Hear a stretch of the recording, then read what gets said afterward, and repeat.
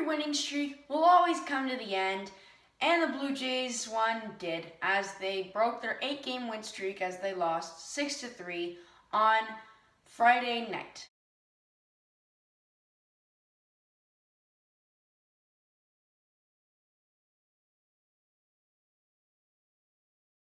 Welcome back to the Blue Jays recap. I'm your host Evan, and we are back with another Blue Jays game recap. Like you heard, the Jays just lost 6-3 in a pretty bad loss as they had some chances to win. They tied it up at one point in the game, but Julian Merryweather, coming off the injured list, lets up a 3-run home run and gives the Orioles, honestly, just gives them the win. The Jays picked up 10 hits as a team as well as the Orioles, but the Orioles were just, it wasn't really just like a better team. It was straight up just Julian Merryweather. If he didn't let up that home run, we would have been fine.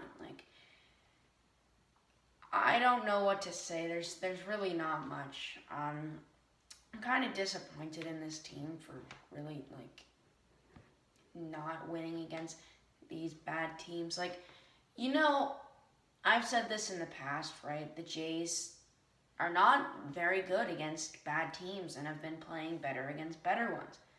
I really don't understand that. Their pitch, Robbie Ray was on the mound today. He was phenomenal except for the first inning. He went 5 innings, let up 8 hits, but 3 earned runs, 8 Ks. And that's it for him. The bullpen was doing well. Simber did well. Saucedo did well. But Merryweather, you don't need to put him in this game. Put him in a low leverage game where they're leading a lot or losing a lot, because putting this guy in after coming off of a horrific injury, it's not the time. Marcus Semien and Bo Bichette had two hits on the day for both of them, or 4 hits in total, as well as Lourdes Gurriel Jr. Gurriel Jr. is still hot. He had a 2-for-4 day. And George Springer had a hit. He went 1-for-5, as well as Vladimir Guerrero Jr. That was really all for the Jays, as they could not shut down Austin Hayes today. They couldn't get Cedric Mullins to not hit, as well as Ryan Mountcastle. They let up hits left and right. This game was really tied it up. It was all good, and then Merryweather let up a home run.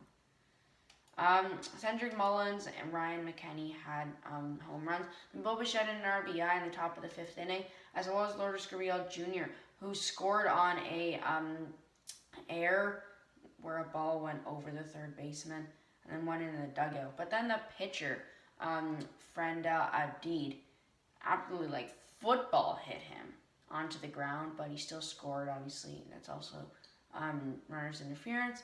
And then Marcus Semien has a game-tying double to score in an easy Randall Grichuk to make it 3-3. Anthony Santander then has a go-ahead 3-run homer. That's the turning point in the game, and the Jays could not get anything back, as Cole Slicer secures the game. I don't know why you're losing to a 90-loss team. They have 40 wins the whole year, and you're beating a Yankees team who's not been playing well, but they're still better than this team. Also, the manager for the Orioles was chirping at Robbie Ray, which made no sense. You have 90 losses and 40 wins, and you're talking smack to a guy who has he's better than every single guy on your pitching staff. He's a Cy Young candidate. I also didn't understand that. I don't know what he's doing. The Jays did not lose any ground, though, but they are now, the Mariners and Oakland are now a half game behind them. So these next 2 games against the Orioles are going to be huge. They're opening a doubleheader. It's going to be Hyun-Jin Ryu pitching the first game at 4:35 p.m. It's going to be Kenny Atkin for the Baltimore Orioles, another guy for the Orioles who has terrible splits, over 7 ERA, 2-8 record, 21 games pitched, comes out of the bullpen, 163 whip, and 73 strikeouts. Terrible. Hinjiri, we all know him. Finesse pitcher. If his changeup is working, curveball is working, he is a good pitcher. Last time against the Yankees, he was straight phenomenal. 127 strikeouts with a 115 whip. He has been amazing this year, as well as Robbie Ray. Hopefully, does not have a start like Robbie Ray, but maybe keep the strikeouts with it. The Jays need to, their offense is there, right? Against a guy who has a 7 ERA, I think hopefully they can get some hits off of him. I'm predicting a win in this game, but in the second game in the series, I am not.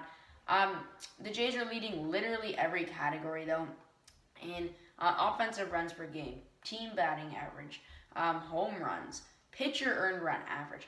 Their team pitching is 5.27 for their ERA. How does that work and you're losing to these guys? I'm not mad at them. They had a huge win streak, but these are the games you need to win. It's September. This is when it counts.